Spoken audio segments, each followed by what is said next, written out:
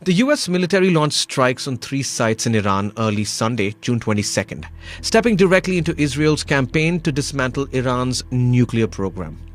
The move marks a high-stakes attempt to cripple a long-time adversary, even as Tehran warns of retaliation that could ignite a broader regional conflict.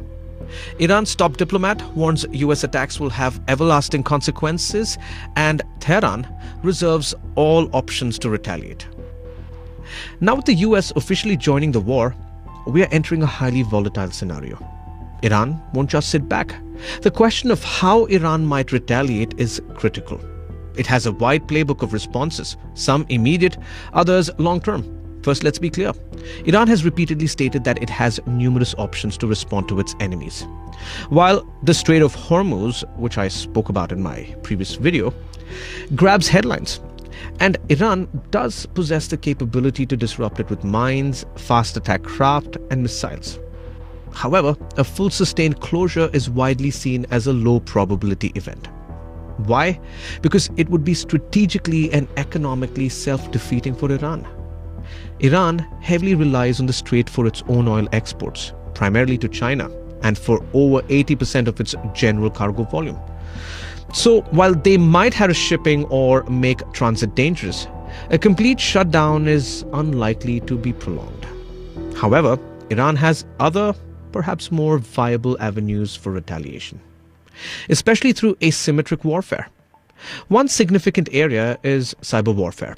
Iran has heavily invested in this domain, becoming a highly active state actor capable of reconnaissance, data theft, sabotage, and even destroying critical infrastructure. Their interest in cyber capabilities was notably spurred by the Stuxnet attack on their nuclear program in 2010. We've seen a reported 700% spike in malicious online activity linked to Iranian state actors after recent regional incidents. They're even integrating AI tools to make these operations more agile and effective. But beyond the digital realm, Iran could leverage its network of proxy groups across the Middle East.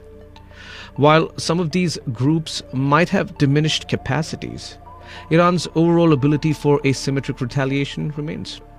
Groups like the Houthis, for instance, have already demonstrated their capacity to severely disrupt shipping in vital waterways like the Red Sea.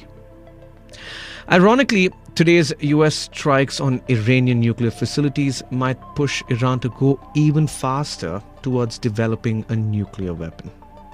It would likely kick out international inspectors, abandon diplomatic talks, and rebuild its program deep underground.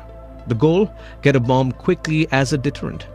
Finally, Iran could resort to direct missiles and drone attacks, targeting US military installations and sites in the region.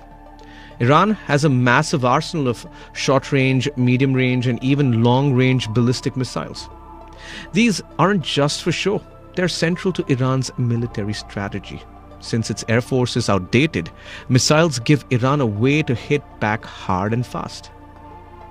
In essence, while a full closure of the Strait of Hormuz is a dramatic self-harming option, Iran's retaliation would focus on conventional, highly disruptive, asymmetric tactics, particularly in the cyber domain and through its regional proxies, alongside direct attacks on military assets. The goal would be to inflict maximum damage and exert pressure on the existential conflict.